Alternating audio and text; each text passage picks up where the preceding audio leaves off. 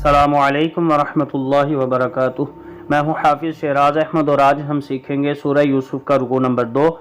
آپ نے میرے ساتھ لفظ بلفظ دہراتے جانا ہے۔ سبق کو شروع کرتے ہیں۔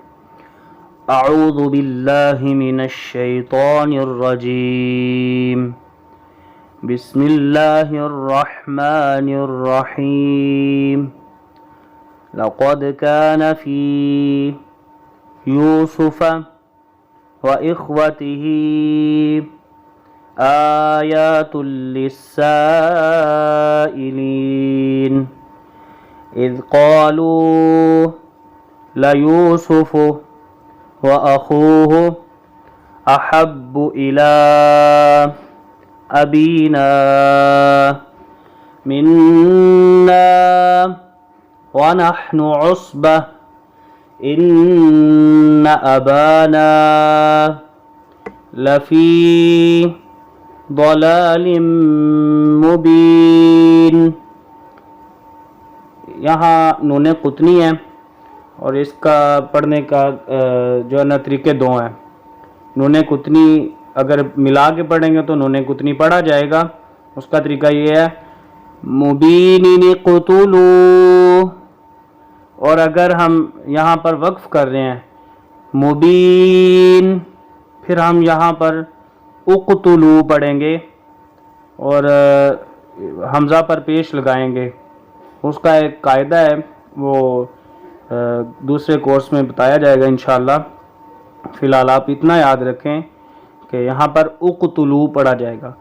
اقتلو یوسف او اطرحوہ ارضا یخل لکم وجہ ابیکم وتکونوا من بعدہ قوما صالحین۔ قال قائل منهم لا تقتلوا يوسف وألقوه في غيابة الجب يلتقطه بعض السيارة إن كنتم فاعلين۔ قالوا يا أبانا ما لك لا تأمنا على يوسف وإنا له لناصحون أرسله معنا غدا يرتع ويلعب وإنا له لحافظون۔ قال إني ليحزنني أن تذهبوا به وأخاف أن يأكله الذئب وأنتم عنه غافلون۔ قالوا لئن أكله الذئب ونحن عصبة إنا إذا لخاسرون۔ فلما ذهبوا به وأجمعوا أن يجعلوه في غيابة الجب وأوحينا إليه لتنبئنهم بأمرهم هذا وهم لا يشعرون۔ وجاءوا أباهم عشاء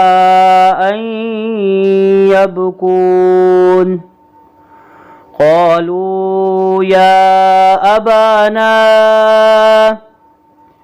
إنا ذهبنا نستبق وتركنا يوسف عند متاعنا فأكله الذئب وما أنت بمؤمن لنا ولو كنا صادقين وجاءوا على قميصه بدم كذب قال بل سولت لكم أنفسكم أمرا فصبر جميل والله المستعان على ما تصفون وجاءت سيارة فأرسلوا واردهم فأدلى دلوه قال يا بشرى هذا غلام وأسروه بضاعة والله عليم بما يعملون وشروه بثمن بخس دراهم معدودة وكانوا فيه من الزاهدين صدق الله العظيم.